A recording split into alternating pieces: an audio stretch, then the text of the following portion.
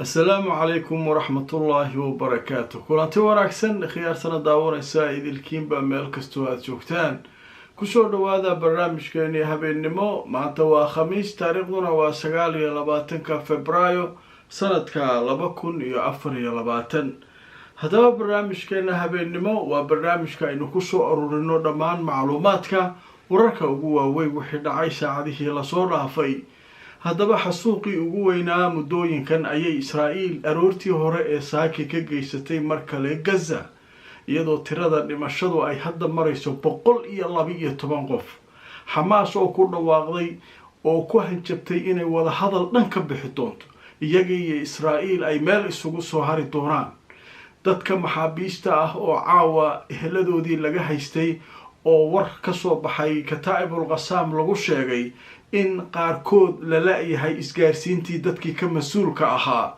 ma Kataa'ibul Qassam waxay ka caroodeen dadka laga laayay mise sidee wax u jiraan? xaaladdu cirka ayay gashay. dadka la laayay waxay u taagnaayeen inay gargaar sugaan oo ay qaataan meel wada ah ayay isugu soo baxeen.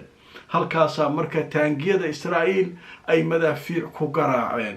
Israa'iil oo si jees uga jawaabtay arrinkaas. haddaba warbixinadii laga qoray oo dhan ayaan barnaamijka idinkula wadaagi doonaa. aqalka cad ee Mareykanka oo sheegay in wixii ka dhacay Gaza ay dhibaato hor leh ku keenayaan wada hadallada. madaxweyne Biden oo telefoonka kula hadlay madaxweynaha Masar iyo amiirka Qatar si markaa loo badbaadiyo wada hadallada, Xamaasna loo soo geliyo wada hadalka si aysan uga caroonin wixii dhacay. haddaba waxaasoo dhan ayaan barnaamijka ku faahfaahin doonaa. waxaa sidoo kale aan barnaamijka idinkugu hayaa hogaamiyaha kooxda Ansaarullah ee Xuutiyiinta ayaa markii uu isaguna maqlay xasuuqa weyn ee ka dhacay Gaza ee foolxumada ah dad weliba gargaar bini'aadanimo sugayay oo gaadiidkii gargaarka rabay inay ka qaataan in markaa taangiyada Israa'iil ay madaafiic ku garaaceen. waxa ay Xuutiyiintu ku hanjabeen caawa wax aan horay loo arag iyo taariikh cusub inay ka dhigi doonaan badacas. Safari Remit waxay ka caawinaysaa inaad reerkaaga iyo saaxiibada ku nool dalal dhowr ah aad gaarsiisid wixii aad ugu tala gashay. ilaa iminka wadamada ay xawaalada kugu diri karto waxaa ka mid ah Kenya, Soomaaliya, Uganda, Djibouti, Ethiopia, Sudan, South Sudan, Tanzania iyo Turki. qiimahana aad ayuu u jaban yahay marka loo eego shirkadaha kale ee ka shaqeeya xawaalada. xawaaladan waa online. dhammaan bulshada waxaa lala socodsiinayaa gaar ahaan magaalada London in xarunta dhinaca caafimaadka ee French and Overseas Clinic ay ku taalo meel aan ka fogeyn stationka tareenka ee Baker Street ee bartamaha magaalada London. halkaa waxaa jooga dhaqaatiir kala duwan oo ka daaweynaya cudurro ay ka mid yihiin kuwa maqaarka, kuwa carruurta, kuwa haweenka iyo cudurrada guud. dhaqaatiirta halkaa ka howlgashay howlwadanaduba waxay diyaar u yihiin inay wixii caafimaad ay kula qabtaan.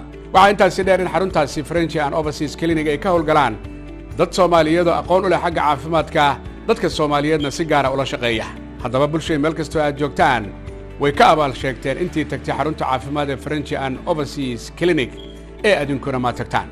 bangiga caalamiga ah ee IBS bangi oo aad mar walba uga barateen soo kordhinta adeegyo cusub oo casri ah waxa uu kuugu bishaareynayaa inaad si sahlan lacag ugu soo diri kartid eheladaada iyo asxaabtaada ku nool dalka adigoo isticmaalaya xawaalada caalamiga ah ee Ria Money Transfer. Ria Money Transfer waa xawaalad caalami ah oo ka shaqeysa in ka badan 165 wadan oo caalamka waana mid ka mid ah xawaaladaha ugu waaweyn adduunka ee ka shaqeysa dirista lacagaha. ka qayb qaado farxadda ehelkaaga iyo asxaabtaada oo si fudud u isticmaal Ria Money Transfer. wixii faahfaahin boqolaanta kuugu dhow ee IBS bangi. kulanti wanaagsan khiyaaray meel kastoo aad joogtaan kusoo dhawaada barnaamijkeena habeenimo. haddaba barnaamijkeena xooggiisa waxaynu kaga hadli doonaa arrinta xasuuqa weyn ee maanta dhacday. haddaba xasuuqaas ayaa wuxuu ka dhacay shaarica la yidhaahdo shaaricu Rashiid. waxaana la sheegayaa in halkaa ay isugu soo baxeen dad aad u fara badan oo gaajeysan oo sugayay gargaar la sheegay in loo soo fasaxay dhinaca waqooyi oo gaadiid lagu waday. haddaba dadkii markay halkaa soo dhoobteen oo ay isku soo baxeen ayaa waxaa la sheegay in ciidamada Israa'iil ay halkaasi ku garaaceen taangiyo rasaastood. tirada dadka dhintay waxa ay wasaaradda caafimaadka caawa sheegaysaa inay gaarayaan 112 qof waxaana ku dhaawacmay 800 oo qof dad gaarayo. waa arrin aada u foolxun, dadaan hubaysnayn, dagaal kugula jirin, oo usoo baxay gargaar inay qaataan oo tooda haysata in lagu garaaco taangi rasaastiis. see wax u jiraan? salla calaa nabi. xaaladdu maxaa qaldan? israa'iil xaasidnimadu heerkay ka gaartay, xataa rasaas yaryar ma ah, taangiyaa lagu garaaca ley taangiyo. waa la yaabay. haddaba aljaziira ayaa warbixin cajiiba ka qortay caawa. waxay leedahay 112 qof ayay dadka shuhadada ah ee shahiiday ay gaarayaan. dadka dhintay waa dadka dhaawacana boqolaal. majazaradii la yaabka lahayd ee ka dhacday Gaza, madaxweyne Biden waxa uu sheegay inuu filayo arrintan dhacday inay raad ku yeelan doonto wadahadaladii socday.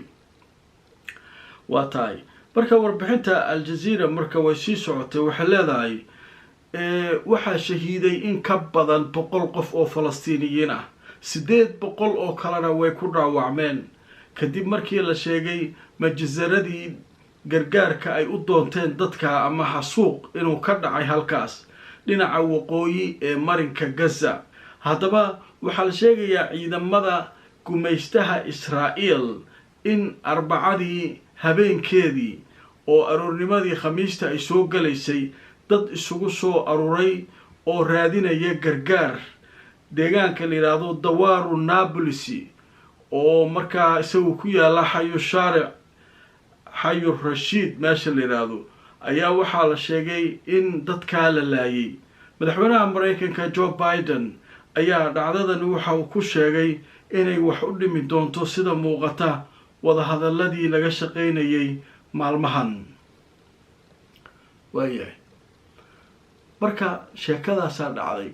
dadkan dad masaakiina oo nin walba burkiisa soo doontay iyo wixii gargaara meesha soo socday, baabuuro gargaar soo galay ayay dadku halkaa u tageen. waxaa marka jees u hadlay afhayeenka xukuumadda Israa'iil. waxa uu leeyahay sida lagu qoray al-Carabiya bogooda, waxa uu leeyahay dadka kulaha halkaa ku dhintay accident waaye, baabuurta dadka saaran kulaha oo baabuurta xamuulka dadkii waday ayaa waxay ka naxeen dadkan tira badnidooda, way cabsadeen, marka baabuurtiyaa ku galgalatay kulaha.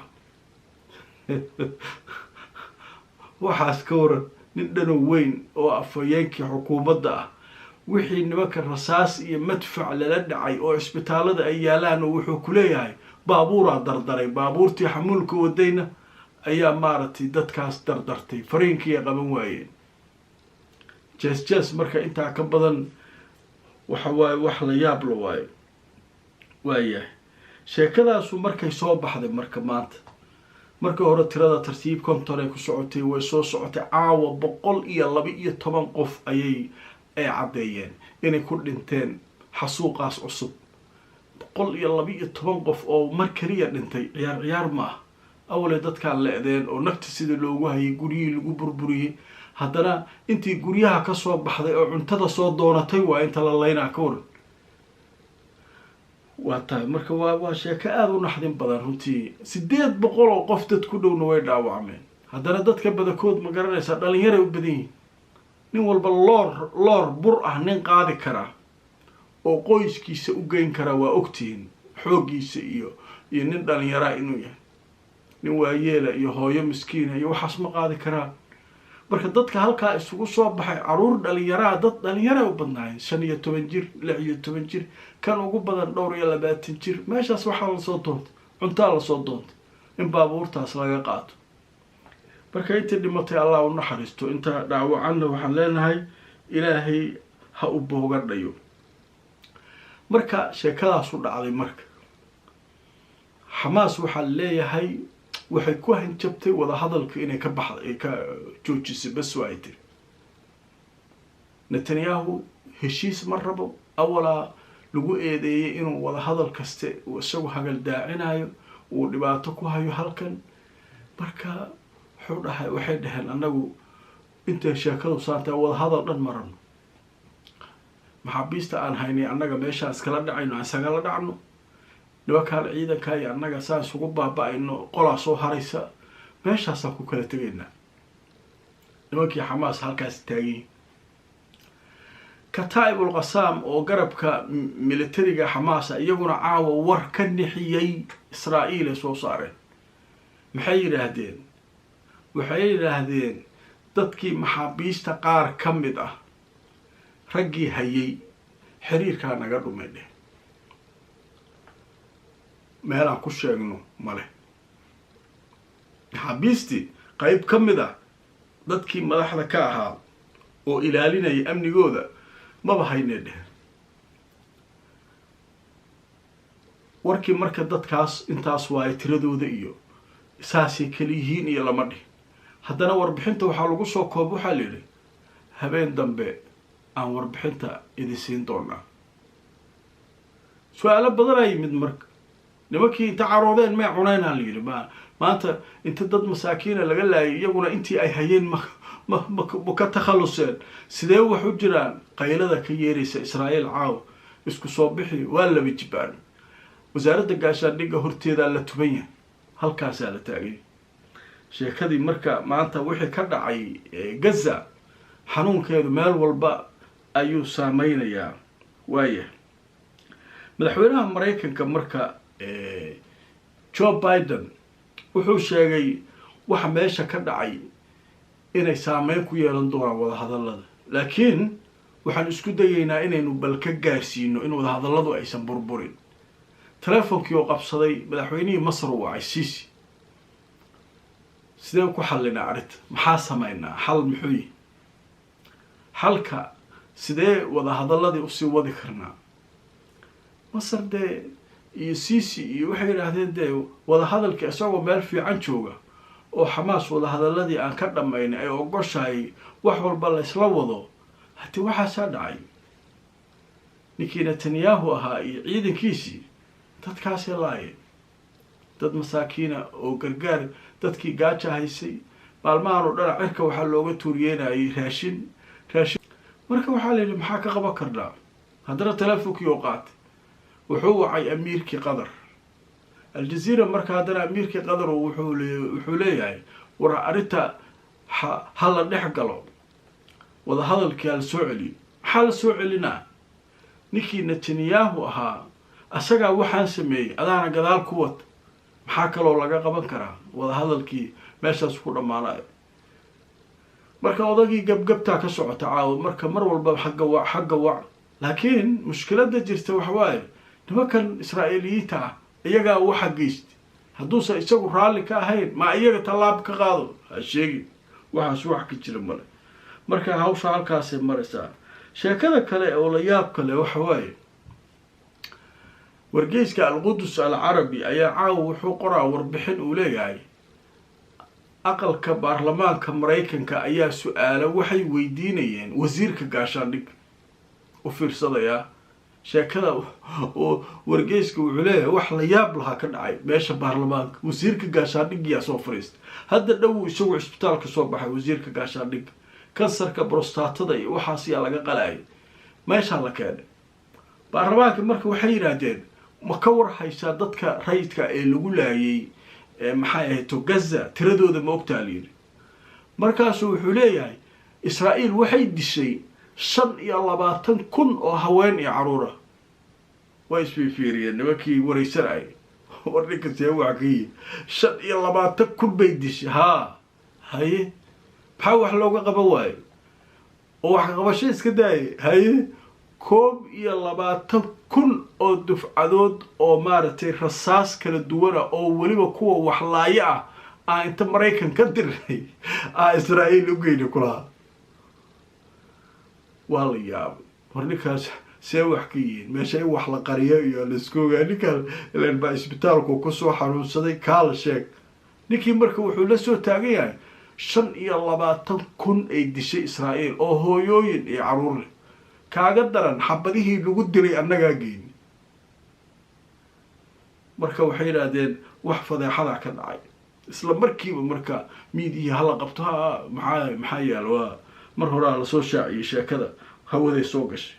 marka ninka ma wareersan yahay ma isagaa ka caraysan nin madow waaye inuu ka caraysan yahay waxa kana laga yaabaa oo uu leeyahay waxaasaa dhacay 25 kun dishay intaasna anaga u geynay ee aniga waxba kama qaban karo waa la amr marka hawshaas iyaduna halkaasay maraysaa sheekada kale ugu xiisaha badan caawa oo aad loo hadalhayo waxay tahay telefishinka alcarabiya ayaa wuxuu qoray xuutiga sheeko ka qoray caawa xuutiyiinta waa xanaaqeena liirbaad nimankii xuutiyiinta ahaa madaxdoodii markii ay arkeen israa'iil waxa ay ku dhaqmayso iyo dhibaatada lagu hayo way xanaaqeen haye hogaamiyaha marka waxay leedahay telefishinka alcarabiya wuxuu leeyahay hogaamiyaha xuutiyiinta wuxuu ku hanjabay inuu waxyaabo la yaab leh ka samayn doonaan oo aan la filayn badda cas inay ka samayn doonaan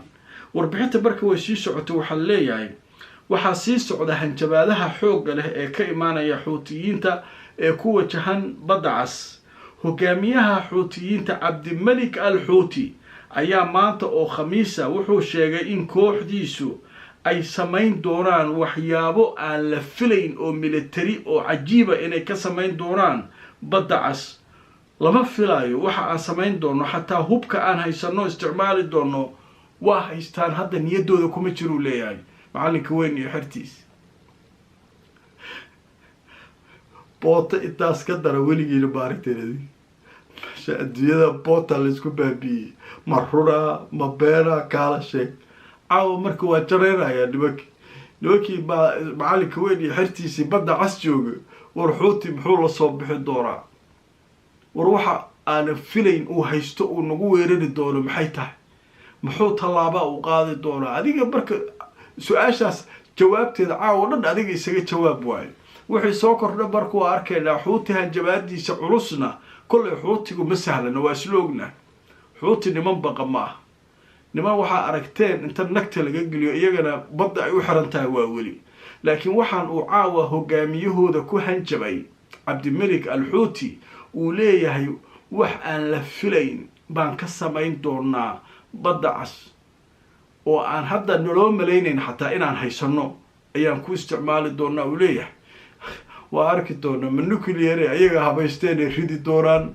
allahu yaclam marka barnaamijyada kale ee soo socda ayaan bal ku faahfaahin doonaa wixii soo kordhaa laakiin waxaynu mar walba u ducaynaynaa falastiin reer gaza waa arkaysaa dhibka lagu hayo dad gaaja hayso oo raashin soo doontay oo taangi lala dhacaa adduunka xaggee lagu ark wax la yaab la waayo haddana lagu jeesjeesaa la leeyahay baabuurtiyaa dardartay baabuur ma 112 qof oo baabuur tardaraa baabuurka dib maxaa ka halaysan sidee waa dadka ma soco karaan miyaa ma xirxiran yihiin dhulka bay jiifaan wax aan dhici karin ee maarta israa'iiliyiinta sheegayaan haddaba waa arkaynaa wixii soo kordhaa barnaamijkeenii habeennimo intaa ayaan kusoo gabagabeynayaa aragti iyo fakar wixii aad ka qabtaan barnaamijkan noogu soo qora qeybta commenteska ama fariimaha hayloobin inaad like garaysid oo aad share garaysid haddaad nagala socoto facebooka iyo youtube-ka labadaba haddaadna nagu cusub tahay youtube-ka subscribe saar facebookana follow garaysi mar walba barnaamijyadeena aada u hesho inta aan mar kale barnaamijkan lamid ah ku kulmayno akhyaaray meel kastoo aad joogtaan